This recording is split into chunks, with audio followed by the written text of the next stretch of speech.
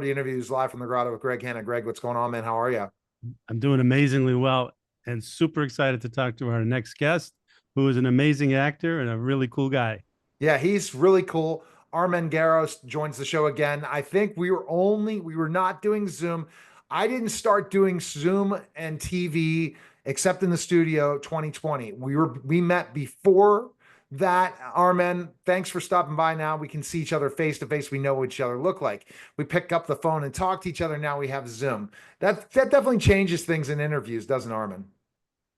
Absolutely, because my first experience with Zoom, unfortunately, was a callback during COVID, and I absolutely hated it because I was not used to this format, what we're doing right now, and but I did it. It was successful, and everything went well. Uh, and then twice I did a theatrical reading at someone's behest. So I did that. And then I got to learn that, boy, people were doing all kinds of theatrical productions on Zoom. They were recording it and then posting it. And I told people this that were doing this. I said, I can't think of a worse venue to use to do this. This is just not, it just is not how you do this. Someone's tablet or service might be down or not working properly. And I just thought, man, we got to get back into theater spaces and rooms, physical rooms, studios, because I just did not. It wasn't something that it's excellent for this purpose. See, this is a good setting for Zoom for um, computer monitor based conversation, things of that nature. But to use it otherwise, boy, that's a stretch. It's tough. But if I guess if you can't get anywhere, and if you have no other way of listening to your words, a playwright's listening to his words or her words play out between people, if there is no other way, it does serve a good purpose for that. It's very difficult for me to get used to. Absolutely. All right, Greg, go with your first question for Armen. Doing well. I'll tell you, Armen, for not loving it. You're doing well with I it. mean, for example, right now, I'm not looking at you, am I? I'm not looking No. at either one of you. I'm looking Yeah. at I'm looking at where you appear on my screen. And that's Right. what made callbacks all that difficult. So I had to get used to this. Yeah. Yeah. Yep, I'm And always looking at that oh little my green light or God, camera, the green light. but you don't get to look at the person. So you Talk got about to the just imagine twilight. them.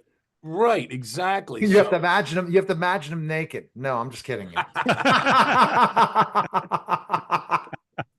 But isn't that how you do it with the 3,000, 5,000, 10,000 people when you get on a stage? Is you got to imagine them naked. That's I always heard that story, right? Armin. well, I never did that. I never did that because my experience in front of large groups of people began at Albany Academy at a very young age there, at the age of 12, 13, something like that.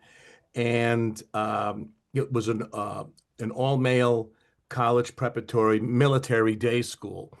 And when I performed there in something called the annual declamation contest, which was my first experience in front of large groups of people, I didn't know this, but the girls came over from across the street from the Girls Academy. And I didn't know that that was going to happen. And so I got used to at a very early age to get accustomed to large groups of people. And because it was, uh, you had a bunch of alpha males in there and do what they do, like they do in the locker room. Uh, During one of my one of the competitions, I had written a piece called "Happiness Is," and I was up there in the finals performing. And two of the seniors were making the worst faces at me to get me to laugh. And and that was my first experience with, for example, an ad lib. and because I was talking about all the things in a military school that could cause you to be happy, not getting caught walking up the down staircase, things like that. And and I said, and happiness is being able to continue your declamation even while these two knuckleheads are making faces at you. But I guess happiness is also getting 5s and 6s on your pink slips so you can play sports that weekend. And everyone knew that reference. I know you guys don't understand it, but if you didn't do well in school during the week, if your grades were below what they should be, you were placed on pink slip. And you didn't play basketball or swam, you didn't play football or soccer to represent the school on the weekend.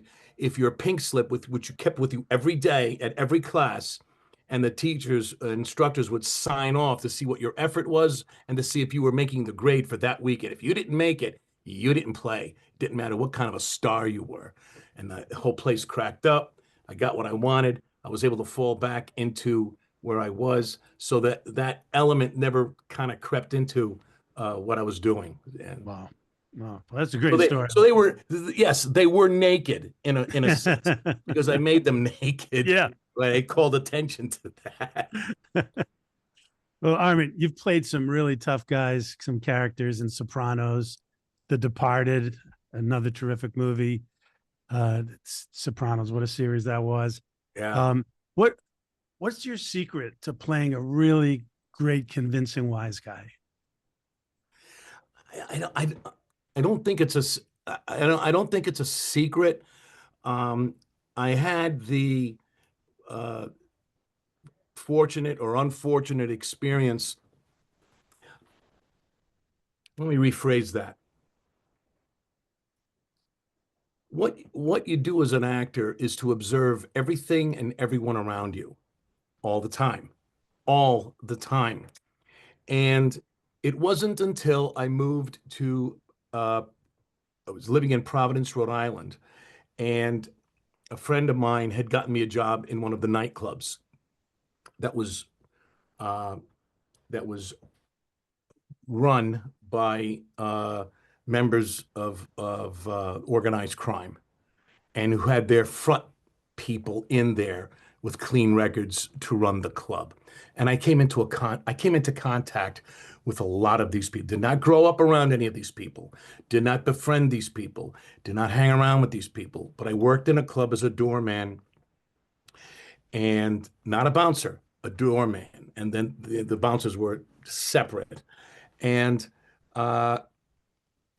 you just make observations of as who and what people are as people. And they happen to be people that do things like the people we see in these films. And I would just make observations. So it wasn't really a secret. It was just understanding who these people are as fathers, as grandfathers, as brothers, uncles, who look to people like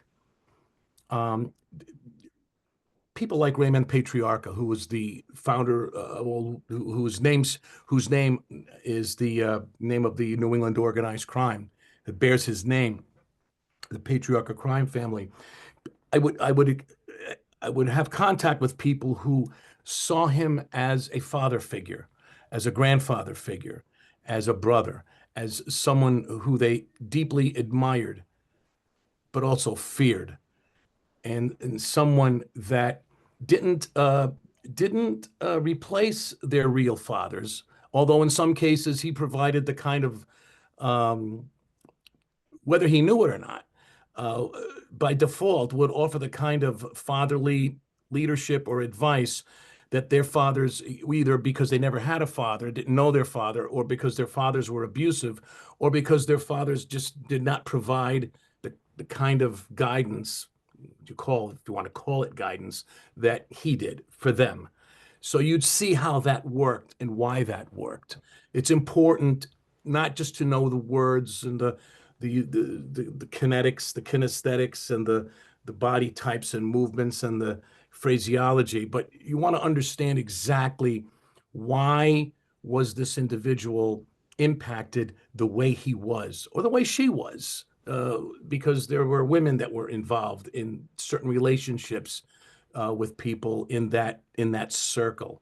So it's not really a secret. It's just an observation. It's no different than observing how lions interact with each other in a pack, Mhm. in a pride, Yeah. rather. Were you all ever like your character? Like when you got angry and upset as a boss and different things, were you ever in your real life have that type of temper out in public sometime or different things like that? I've done it as a professional wrestler. I've made a mistake at times when maybe having a little too much to drink or different things. I would go and act that kind of character and sometimes go fly off the handle. Sometimes art imitates life. How about you? The only time I never really, the only time I ever displayed public anger, it's not the type that's cinematic or something you would draw on.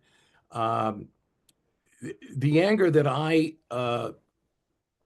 utilized is the repressed anger and something that's buried below the surface that simmers, and that would come out, but in a controlled sense, in order to accomplish something, whether it was a fight in the ring for kickboxing. I would channel whatever frustrated and angered me in my own life and direct it at this individual.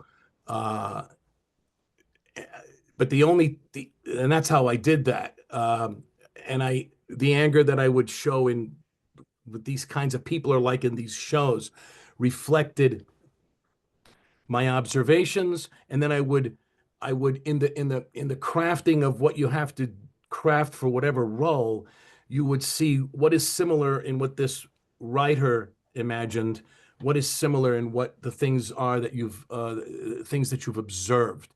The only time I ever displayed anger and pretty much lost it, and I absolutely lost it, so when I was bouncing at a club. It was a club in Rhode Island called the 2001 Club. And there was another bouncer there who was not on his work night. I was working. And there were a couple of pool tables.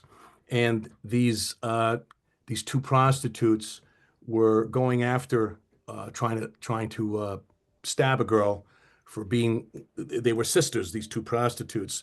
And there was a girl flirting with one of their boyfriends, and the both of them went at her with a knife. So we separated both of the girls. I pulled one across the room to one side, and the other bouncer pulled the other one that way. And I told her to simmer down. As I turned around, just as I turned around, the other girl, without unbeknownst to me, had grabbed one of those crystal ashtrays, those four-corner ashtrays, and winged it across the room. And just as I turned, it hit me in the head. Oh, So I had stitches here, here, and worse, I had blood on a brand new shirt, and I lost it. I lost it. And it got worse. It got much worse after that. It went out into the parking lot. The police came. I broke my knuckles. If you can see, I don't know if you can tell that this knuckle is Mhm. flattened. I broke that on, I broke it, and I used, I lost it. I publicly lost it. And the girls got arrested, and the guy that tried to intervene on their behalf, who really didn't do anything wrong, caught the worst of it that night. He got arrested, and that was the only time I lost it. And I've never really utilized any of that in theatrics. Okay. Just, we were talking about Boston earlier in the green room, and obviously the movie you were in, that famous movie, The Departed, with such a oh, cast that yeah. was in Boston. Do you have any like I don't know, memorable moments, favorites, behind the scenes or in the movie, or anything you could share with us? Well, I'm not sure how interesting they'd be, but I was absolutely walking on air during that because I didn't think I was going to get hired for that. It was a long, long time after the callback, which was in the auditions and callbacks were in Boston. the filming was all in New York. A couple of outside exterior shots across the landscape of the Boston skyline. I was smoking a cigar nearby while I was waiting, and I was waiting to go on, and this production assistant came over to me, and he blocked the view. Marty was about 70 feet away discussing something, and this kid comes up to me. He goes, "Oh no, get rid of the cigar! Get rid of the cigar! Get rid of it! Get rid of it! Get rid of the cigar!"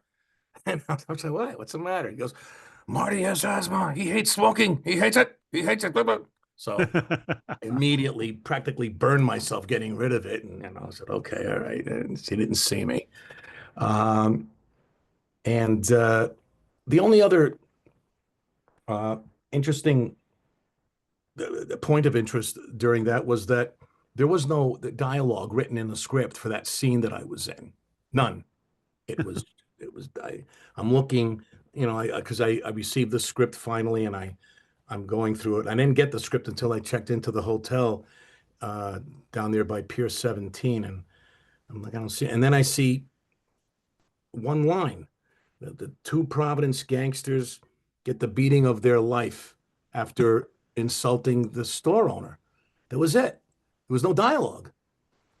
And I thought, well, the audition was unscripted as well.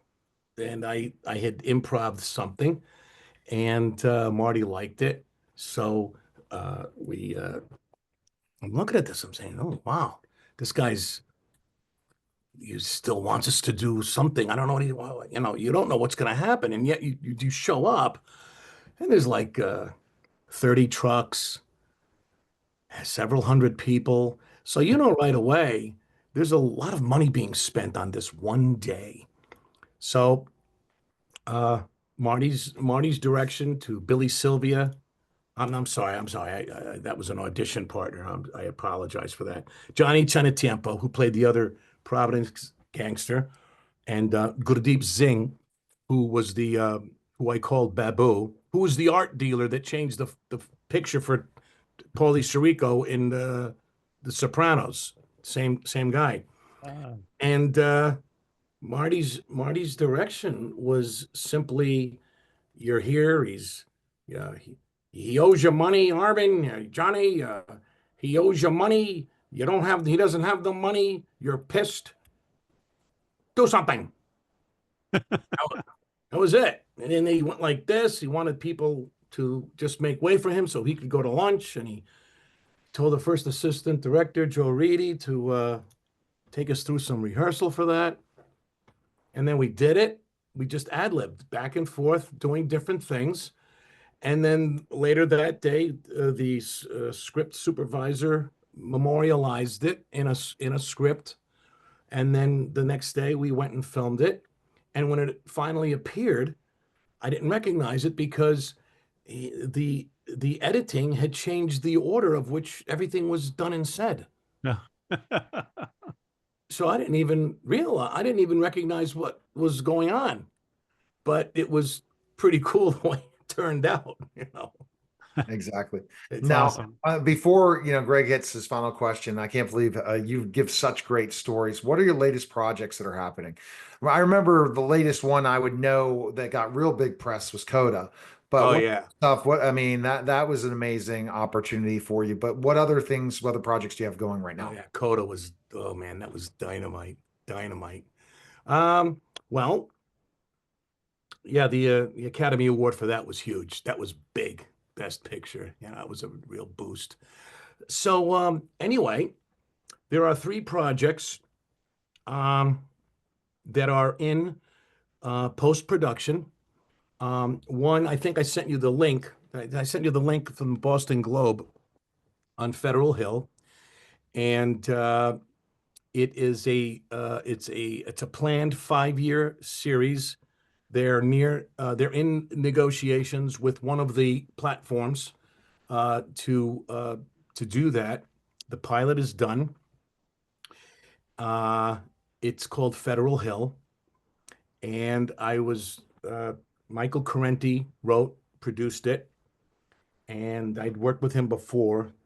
Excellent, excellent director and producer from Rhode Island, and he reached out to me to play the role of Raymond Patriarca, and it was a lot of fun, well written, and we're waiting on. I'm just waiting to hear how that's going, but they're in the middle of anyone that wants to go online to the Boston Globe articles and bring that up in the search engine. The article is there, and it's basically the story about the origination of the Federal Witness Protection Program by Robert F. Kennedy and Herbert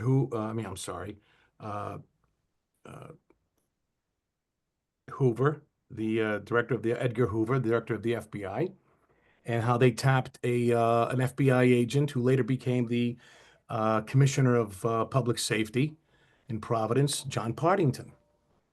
And it was really exciting to do that. So I'm waiting for that. They're in negotiations to finalize that. The other project is called Shackled. It's a high concept science crime thriller, and it was written by Graham Powell, for whom I worked before, and Matthew Bayer. Very, very interesting script, a story that if I had time to imagine something like this, I wouldn't have come up with this. The short 20-minute short that I did with him that won Best Picture, a crime narrative at the Long Island International Film Festival in 2014 was that kind of story. This is completely different, yet has that knife twisting element to it that's, whoa, I didn't see that coming. So I'm really excited about that's in post-production, hopefully to be released on a platform later this year. They're scoring it, colorizing it, taking care of the hues. The third one is I'm losing track here. Let me see, what do I say? Shackled? Oh hell! Oh, Is that on your IMDb page? Yeah, is that on your IMDb? Once a week for life. I'm sorry, Once a Week for Life, which is a 4-part or 5-part miniseries, written, produced, directed, and acted in by George Zuvalos out of Queens, New York, Fiat Lux Studios. I was involved in that. I was able to co-write some of the scenes I was in. I wrote a couple of things for him in that. I got to know him, got to be friends. Yeah, that's going to be that's an exciting project that'll be coming out again. Hopefully, they're in post-production later this year. George plays the role. It's a story about an uncorruptible lieutenant, narcotics lieutenant in the NYPD, played by George Zuvalos, and how he cannot be corrupted by the mob, other corrupt officers, and that follows his travels through his adversities in his personal life, and as well as the conflicts in his personal life, as well as the on the job. So that's also that's in the works to be released. Then there is something called I co-wrote with George something called, we took an option out and co-wrote a screenplay on a book that you can get on either Walden Books or Amazon, called The Abduction of Lily Waters by T.M. Novak. My wife met her at an art festival here in New Milford, got to be friendly with her, bought the book, brought it home, gave it to me, said, you have to read this. And I didn't want to read it because I don't want, it's homework, I'm retired. I read it. I'm glad I read it. It's incredible writing. unbelievable writing. So we took the option out. And Armen, I'm sorry, we got to go to the I'm last sorry. question. I'm sorry. That's okay. Let's go to the last question, Greg, with your last question, Greg. All right, great. Sorry. Armen, thanks so much. Really appreciate it. It's a real privilege. I'm not used to this format, so it's tough for me to, I stay in my lane. I shouldn't get out. That's no problem. Armen, tell me, what do you feel is the most important thing in life you've ever learned? The most important thing in life. Wow. Most important thing in life is to understand, I think, what's bullshit, what's not, and knowing when not to do something, when not to react, when not to talk. Probably those are the most important things. Awesome. Wisdom and discernment. I love that. Very nice. Yeah, Excellent. Thanks, Armen. I appreciate it. Best place we can go right now is go to your IMDb, right? My IMDb page, yes. There are works there. There are also I post things. I'm on Facebook, and I post things that are up and coming, completed and up and coming to be released. All right, I fantastic. don't talk about what my hopes are. I think I'm doing it. I don't do any of that. All right. And Just check it all out. Definitely Armen Garo. On Instagram as well. Armen Garo. All right. Appreciate it, Armen. That was the special simulcast of the Neil Haley Show and celebrity interviews live from the Grotto with Greg Hanna. Guys, take care.